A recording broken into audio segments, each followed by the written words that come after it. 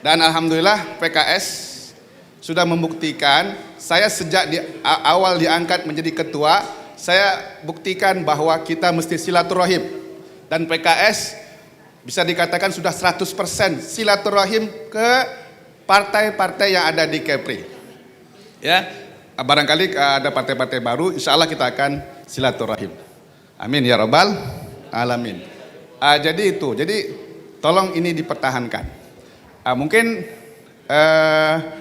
makna yang kedua kenapa barangkali muncul tema ini, ya saya kira sekarang belum ada ribut lah ya. Mungkin karena masih ini Bu Sri ya, bukan awal ini. Persoalannya ini masih nunggu-nunggu ini. Ini terbuka atau tutup? Masuk barang tuh kan. Jadi ini terbuka atau tutup? Jadi saya mau cerita sedikit lah. Jadi caleg di PKS pun juga walaupun sudah penuh ini, bahkan melimpah-limpah kata Pak ini, tapi ada juga yang belum gerak. Kenapa? Tunggu dulu Pak Ustadz, ini tertutup buka ini. Jadi kami mohonlah kepada Bu Sri, tolong kasih bocoran kami sedikit. Resiko jadi KPU Pak, pasti ditanya-tanya terus.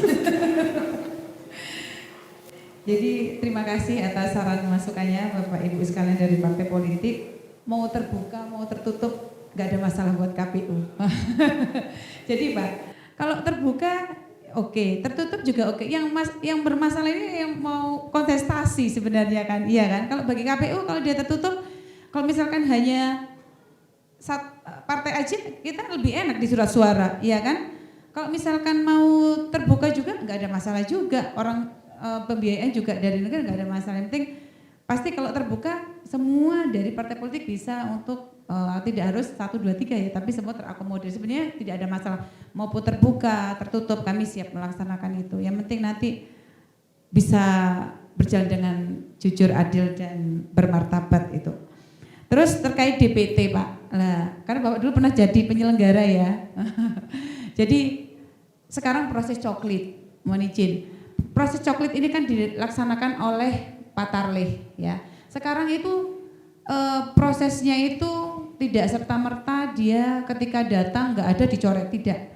Dia harus mencoklit berdasarkan data yang sudah disinkronisasi. Kalau data yang disinkronisasi misalkan si A, ternyata dia tidak ada dalam data itu, ketika dia ternyata sudah memenuhi syarat sebagai pemilih, ada KTP atau KK-nya, dia akan ditambahkan menjadi nanti data pemilih tambahan Pak. Jadi jangan khawatir, kami sudah BIMTEK 5.228 Pak Tarlih, benar-benar harus melaksanakan coklit ya, ke lapangan, mendata sedemikian rupa sehingga tidak ada masalah nanti pada proses penetapan DPT. Kemudian dari Bapak DPT, sebelum DPT nanti ada DPS Pak. Jadi semua proses coklit ke DPS sampai penetapan DPT itu nanti semua partai politik itu akan diundang, stakeholder akan diundang, Bawaslu, KPU semua akan diundang.